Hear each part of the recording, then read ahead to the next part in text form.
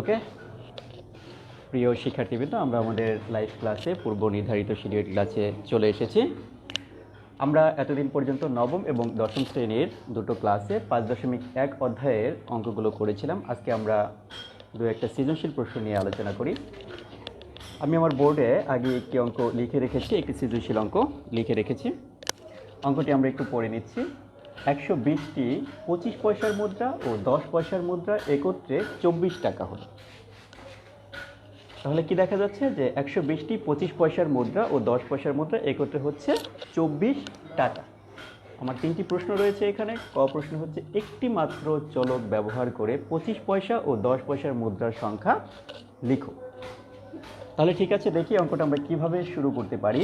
আমাদেরকে মাত্র একটি চলক ব্যবহার করতে হবে। ক নম্বর প্রশ্নটি তাহলে আমরা উত্তর করার চেষ্টা করি। মনে করি 25 পয়সার মুদ্রার সংখ্যা এক্সটি। আচ্ছা, যদি 25 পয়সার মুদ্রার সংখ্যা এক্স হয়, তাহলে 10 পয়সার মুদ্রার সংখ্যা কতটি হবে? 10 পয়সার মুদ্রার সংখ্যা হবে, আমার মোট মুদ্রা ছিল হচ্ছে 120টি। এখান থেকে যদি আমরা এক্সটি বাদ দিই, তাহলে যেটি থাকবে সেটি হচ্ছে আমাদের 10 পয়সার মুদ্রা। তাহলে সুপ্রিয় শিক্ষার্থীবৃন্দ, দেখো যে আমরা প্রথম ক নম্বর প্রশ্নের উত্তরটা শেষ করে ফেললাম। বলছে একটি মাত্র চলক ব্যবহার করে 25 পয়সা ও 10 পয়সার মুদ্রা লিখো। আমরা ধরে নিলাম 25 পয়সার মুদ্রার সংখ্যা আছে এক্সটি। এই এক্স হচ্ছে আমার একটি মাত্র চলক, এবং 10 পয়সার মুদ্রার সংখ্যা কত হবে? তাহলে আমার টোটাল মুদ্রা ছিল হচ্ছে 120টি, সেখান থেকে আমরা বিয়োগ করলাম হচ্ছে এক্স। ক নম্বরের প্রশ্নের উত্তরটা শেষ। এবার আমরা খ নম্বর প্রশ্নের উত্তরে চলে আসি। খ নম্বরে বলা হয়েছে 25 পয়সা ও 10 পয়সার মুদ্রার সংখ্যা বের করো। তো সেটা আমরা কিভাবে বের করব? আমরা ক থেকে যেই সমীকরণটি পেয়েছিলাম, ক হতে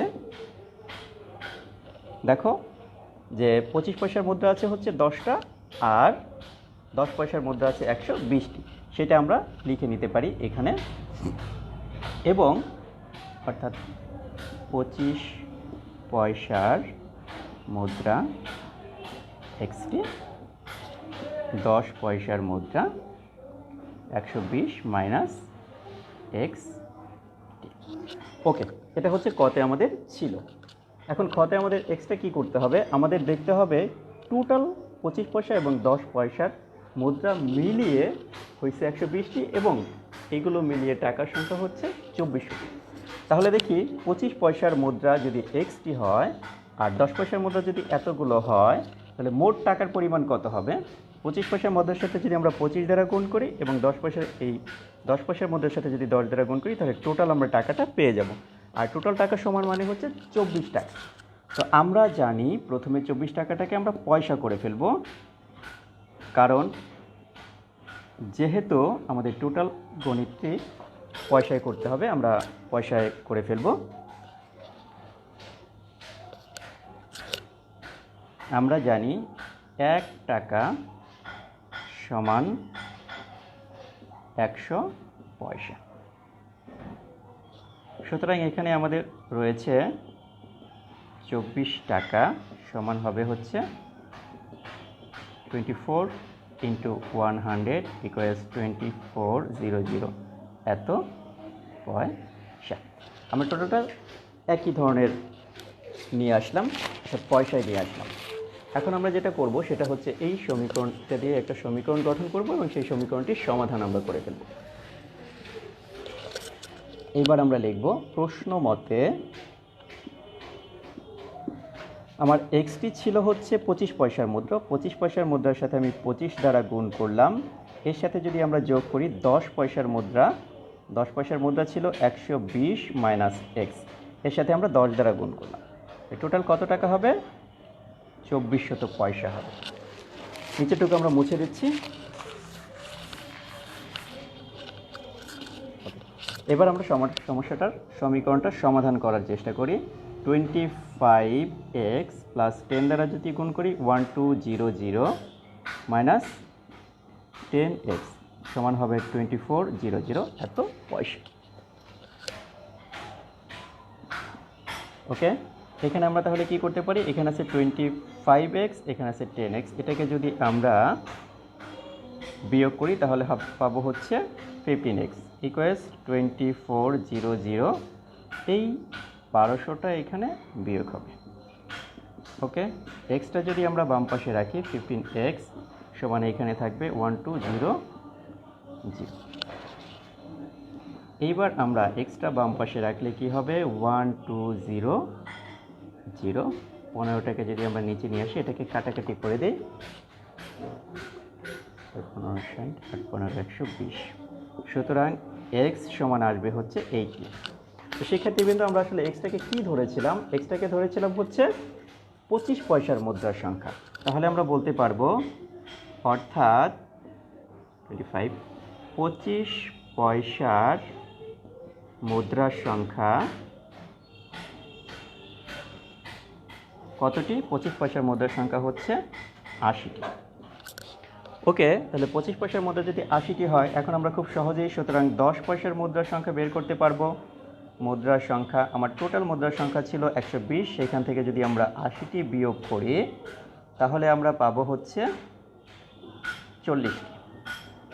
অর্থাৎ যদি আমরা 25 পয়সার মুদ্রা পাই 80টি, তাহলে 10 পয়সার মুদ্রা হবে হচ্ছে 40টি। তাহলে শিক্ষার্থী বন্ধুরা, তোমরা অবশ্যই দেখতে পেলে যে কত সহজভাবে অঙ্কটির সমাধান করা যায়।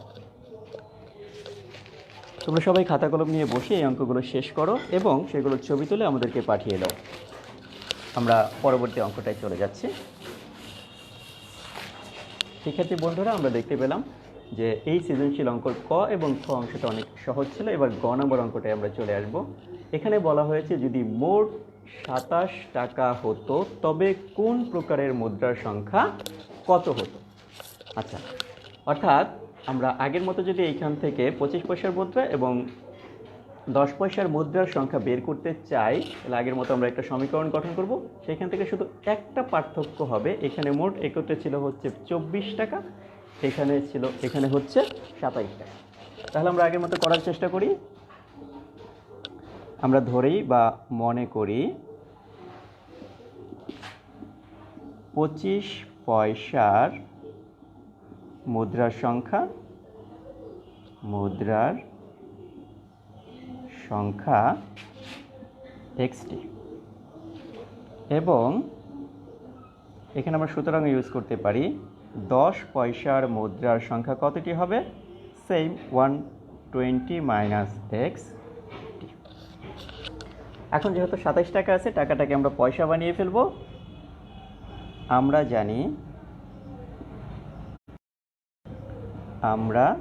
জানি 1 টাকা সমান 100 পয়সা। সুতরাং 27 টাকা সমান 27 ইন্টু 100 ইকুয়ালস 2700 টাকা। বিষয়টা খুব ইজি। এখন আমাদের কি করতে হবে, মোট হচ্ছে এত পয়সা হবে, সরি এত টাকা না লিখে আমরা এখানে পয়সা লিখি, পয়সা। তাহলে আমরা যদি মোট 25 পয়সার মুদ্রাকে আমরা টাকায় পরিণত করি এবং এই 10 পয়সার মুদ্রাকে আমরা টাকায় পরিণত করি, সব মিলে হবে হচ্ছে এই অংশটা। আগের মতো আমরা একটু প্রশ্ন মতে লিখি। প্রশ্ন মতে আমার 25 পয়সার মুদ্রা আছে এক্সটি, তাহলে এত টাকা, এর সাথে যোগ করব আমার 10 পয়সার মুদ্রা আছে হচ্ছে 120 থেকে এক্স বাদ দিলে যেটা হয়, অর্থাৎ এই দুইটা পয়সাকে যোগ করলে আমরা কত পাবো, 2700, এত পয়সা। এবার সমীকরণটা আগের মতো আমরা সমাধান করে ফেলি। 25x প্লাস 10, 1200 মাইনাস 10 দ্বারা যদি আমরা এক্সকে গুণ করি তাহলে হবে 10x ইকুয়ালস 2700। খুব ইজি, আমরা সমীকরণগুলো সমাধান করতে পারবো। 25x থেকে যদি 10x আমরা বাদ দেই তাহলে থাকবে হচ্ছে 15x ইকুয়ালস 2700। এটা এখানে কি মাইনাস হবে 1200। এবার তোমরা মাইনাস করে ফেলো। এখানে যদি আমরা মাইনাস করি 1500। এবার আমরা এক্সটা বাম পাশে রেখে দিব, এক্সটা ডান পাশে 1500। 5 দ্বারা যদি আমরা ভাগ করি, কেটে দাও, তাহলে হবে হচ্ছে 100। সুতরাং এক্স এর মান আসলো আমাদের 100। তাহলে বন্ধুরা দেখো এক্স এর মান আমরা কত পেলাম? এক্স এর মান আমরা পেলাম হচ্ছে 100। অর্থাৎ এক্সটা কি ছিল আমাদের? ছিল 25 পয়সার মুদ্রার সংখ্যা। তাহলে আমরা কি বলতে পারবো? অর্থাৎ 25 পয়সার মুদ্রার সংখ্যা 100টি। আচ্ছা, তাহলে 10 পয়সার মুদ্রার সংখ্যা কত হবে? আমি একটু এই সাইডে লিখে দিচ্ছি। সুতরাং 10 পয়সার মুদ্রার সংখ্যা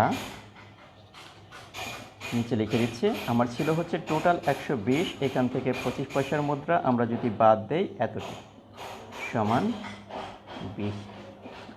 তাহলে আমরা অ্যান্সারটা কীভাবে লিখব? 25 পয়সার মুদ্রার সংখ্যা হচ্ছে 100টি আর 10 পয়সার মুদ্রার সংখ্যা হচ্ছে 20টি। তাহলে শিক্ষার্থীবৃন্দ, তোমরা দেখতে পেলে কত সহজে অঙ্কটি করা যায়। এই যে সৃজনশীল অঙ্কটি আমরা দেখলাম, এই ধরনের যদি অন্য কোনো সৃজনশীল অঙ্ক থাকে তোমরা নিশ্চয়ই খুব সহজে এইভাবে এক চলক বিশিষ্ট সমীকরণ তৈরি করে তোমরা করে ফেলতে পারবে। তাহলে এই অঙ্কটি তোমরা একটু ভালোভাবে দেখো। এবং আমি বারবার যেই কথাটি বলছি, আমাদের উদ্দেশ্য হচ্ছে অনেক বেশি সংখ্যক ছাত্রছাত্রী যাতে আমাদের দ্বারা উপকৃত হয়। তাই তোমরা অবশ্যই আমাদের এই লাইভ ভিডিওটি শেয়ার করে দাও, যাতে তোমার বন্ধুরা বা ছোট ভাই বোন যারা রয়েছে তারা দেখতে পায়। আরেকটি কথা, সেটা হচ্ছে আমাদের এই লাইভ ক্লাসগুলো আমাদের প্রতিভা টিচিং হোমের যে একটা পেজ রয়েছে, সেই প্রতিভা টিচিং হোমের অনলাইন ইউটিউবে একটা চ্যানেল আছে, সেখানে গেলেও তোমরা দেখতে পাবে। সেখানে একত্রিতভাবে এই ক্লাসগুলো অবশ্যই পাবে। অর্থাৎ অনলাইনে যদি তুমি সার্চ দাও ইউটিউবে গিয়ে প্রতিভা টিচিং হোম, তাহলেই তুমি আমাদের অনলাইন ক্লাসগুলো দেখতে পাবে। তাহলে অবশ্যই তোমরা দেখবে এবং উপকৃত হবে। ঠিক আছে, তাহলে আমরা অন্য আরেকটি সৃজনশীল দেখি।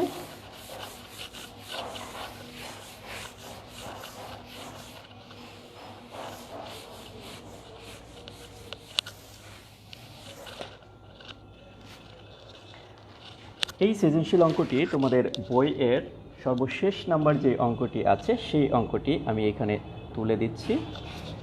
তোমাদের সামনে যাদের বই আছে তারা বই থেকে অঙ্কটি করতে পারো। আমি একটু লিখে দিচ্ছি। একটি স্টিমারে যাত্রী সংখ্যা 376 জন। ডেকের যাত্রী সংখ্যা কেবিনের যাত্রী সংখ্যার 3 গুণ। অর্থাৎ ডেকে যতগুলো যাত্রী যায়, কেবিনের যাত্রী সংখ্যা তার মাত্র 3 ভাগের 1 ভাগ যায়। আরও কিছু ইনফরমেশন আমাদের দেয়া আছে, সেটা হচ্ছে ডেকের যাত্রীর মাথাপিছু ভাড়া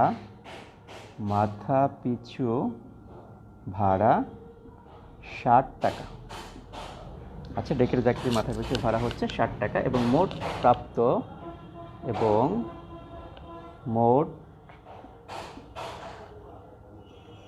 প্রাপ্ত ভাড়া হচ্ছে 33,840 টাকা। এই হচ্ছে আমাদের ইনফরমেশন দেয়া আছে। এখন আমাদের যে অঙ্কগুলো সমাধান করতে হবে, ক নম্বরে বলা আছে ডেকের যাত্রী সংখ্যাকে এক্স ধরে সমীকরণ তৈরি করো।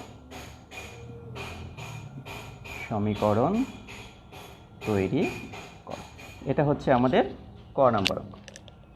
ওকে, তাহলে ক নম্বর অঙ্কটা আমরা একটু চেষ্টা করি। দেখো আমাদের কি ইনফরমেশন দেওয়া আছে। একটি স্টিমারের যাত্রী সংখ্যা হচ্ছে 376 জন।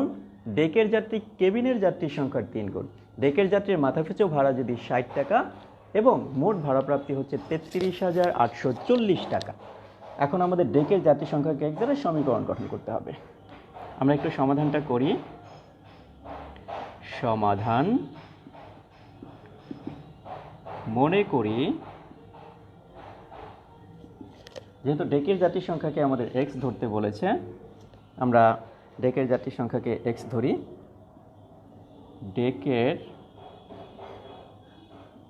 যাত্রী সংখ্যা কি ধরবো? আমরা ইচ্ছা করলে ওয়াই ধরতে পারি, এক্স ধরতে পারি। এখানে এক্স ধরতে বলা হয়েছে, এক্স জন।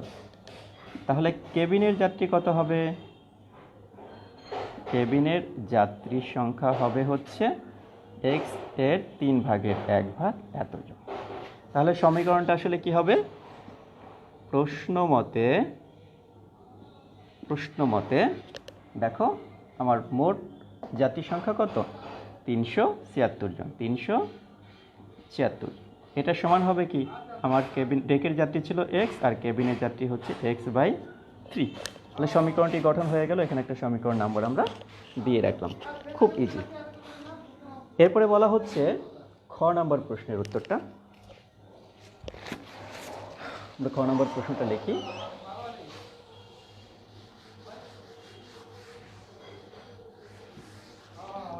খ নাম্বার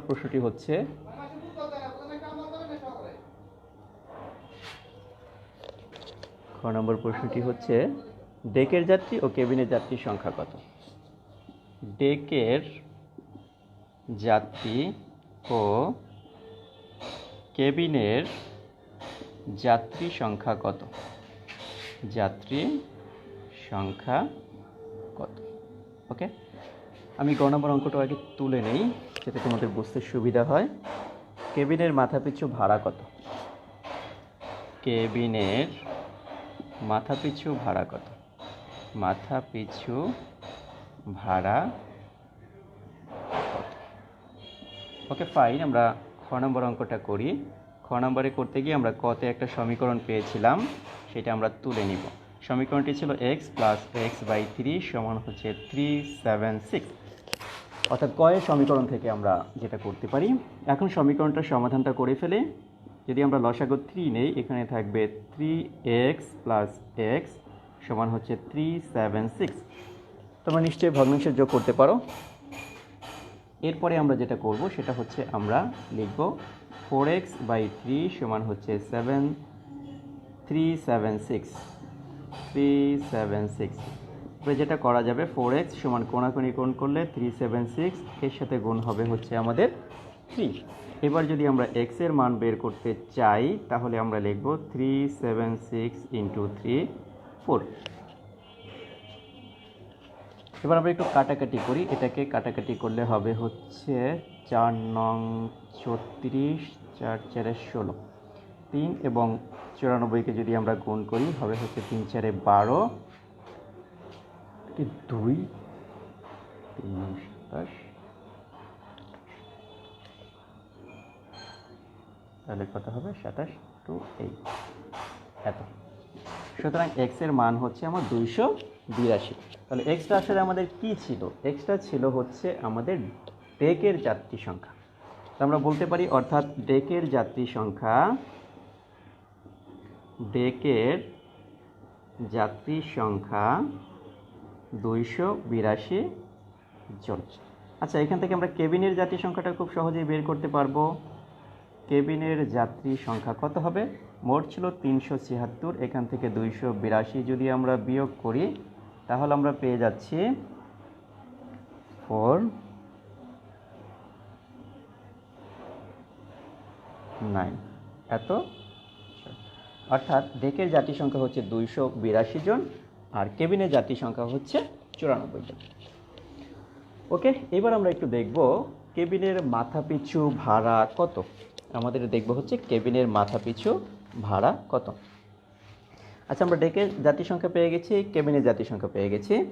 তাহলে আমরা যদি কেবিনের ভাড়া আর ডেকের ভাড়া মোট ভাড়াটাকে একসাথে যোগ করতে পারি তাহলে কি হবে? তাহলে আমরা এই যে একটা সংখ্যা ছিল অর্থাৎ মোট ভাড়া প্রাপ্তি এত টাকা, এটার সাথে একটা সমীকরণ গঠন করতে পারবো।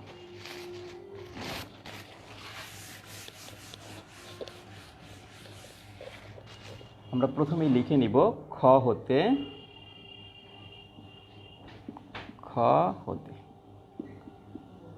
ডেকের যাত্রী 282 জন এবং কেবিনের যাত্রী 94 জন। আরেকটা জিনিস মনে করি বা ধরে নিতে হবে, ধরি কেবিনের ভাড়া মাথাপিছু ভাড়া হচ্ছে ওয়াই টাকা। আর আমাদের জানা ছিল হচ্ছে ডেকের মাথাপিছু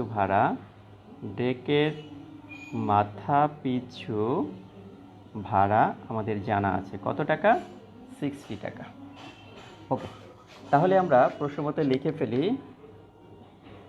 প্রশ্নমতে আমার ডেকের যাত্রী সংখ্যা কত, 282 জন, প্রত্যেকের ভাড়া হচ্ছে 60 টাকা, গুণ করে দিলাম, যোগ আমার কেবিনের যাত্রী সংখ্যা কত, 94, প্রত্যেকের মাথাপিছু ভাড়া ওয়াই টাকা। তাহলে এই টাকাটা সমান আসবে আমাদের 33,840 টাকা। এবার আমরা সমীকরণটা সমাধান করার চেষ্টা করি। যদি আমরা 282 এবং 60কে গুণ করি ক্যালকুলেটর ইউজ করে, তাহলে আমরা কত পাবো, আমরা পাবো হচ্ছে 16,920 টাকা। আমরা পাবো হচ্ছে 16,920 টাকা, প্লাস এইখানে থাকবে 94 ওয়াই সমান 33,840। এখন আমরা যেই কাজটা করতে পারবো, 33,840 বিয়োগ 16,920, এখানে আমাদের যেটা থাকবে সেটা হচ্ছে 94 ওয়াই, বিয়োগ করলে আমাদের যেটা থাকবে 16,920। এইবার আমরা ওয়াইটা বাম পাশে রাখবো, 16,920,94, এই অবস্থাটাই চলে আসবে। এখন যদি আমরা এটা দিয়ে ক্যালকুলেটর ইউজ করে কাটাকাটি করি, তাহলে আসবে হচ্ছে 180। সুতরাং বলা যায় ওয়াই সমান হচ্ছে 180, অর্থাৎ ওয়াইটা আসলে কি ছিল, কেবিনের মাথাপিছু ভাড়া,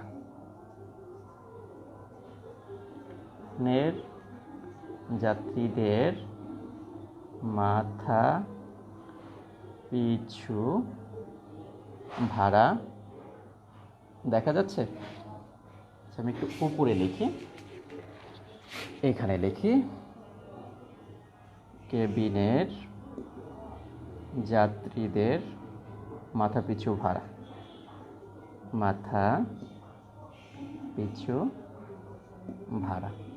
কত টাকা, 180 টাকা।